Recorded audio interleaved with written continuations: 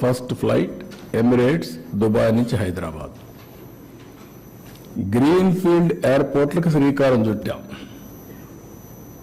అది కూడా మీరు చూస్తే first airport Hyderabad green field airport. అదే మరి రోడ్లకు శ్రీకారం చుట్టాం. నేను మలేషియాలో చూస్తే ఆ రోడ్లన్నీ మెరుగు ఉన్నాయని వచ్చినప్పుడు వాజ్పేయి గారు చెప్తే ఆయన ఎక్కడి నుంచి వస్తాయి డబ్బులు అంటే, కాదండి మనం పెట్టే డబ్బులు సరిపోతుంది, ఈ విధంగా చేద్దామంటే proof of concept Nellore to Chennai, ఆ తర్వాత గోల్డెన్ క్వాడ్రిలేటరల్ రోడ్, ఇప్పుడు 2 లేన్ 4 లేన్ 6 లేన్ 8 లేన్ 14 ట్రాఫిక్ని బట్టి పెరిగిపోతున్నాయి. ఇవన్నీ కూడా చేసిన దానివల్ల సంపద వచ్చింది, ఆదాయం పెరిగింది. హైదరాబాద్లో అప్పట్లోనే first of its kind in India outer ring road 163 kilometres, 5,000 ఎకరాలతో ఎయిర్పోర్ట్, ఇవి చేశాం. అదే మాదిరిగా నేను టెక్నాలజీని అడాప్ట్ చేశాను.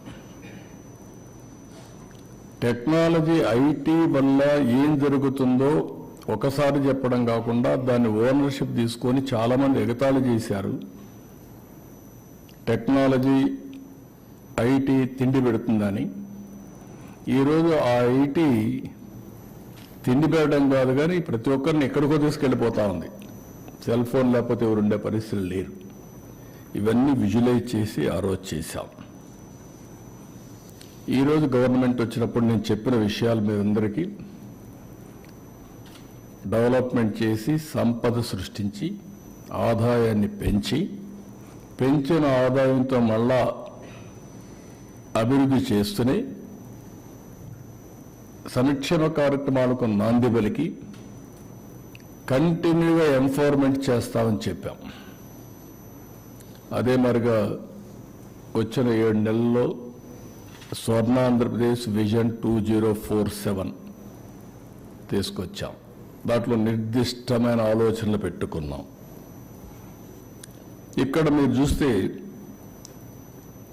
ఇండివిజువల్ ఫ్యామిలీ సొసైటీ, ఒక వ్యక్తి పూర్తిగా ఆనందంగా ఉంటే ఆ కుటుంబం పూర్తిగా ముందుకు పోయే పరిస్థితి వస్తుంది. ఇండివిజువల్ అడ్రస్ చేయాలి. ఓసారి ఇంట్లో కూడా మనం చూస్తే పిల్లలు కూడా తల్లిదండ్రులు చూసుకోలేని పరిస్థితి.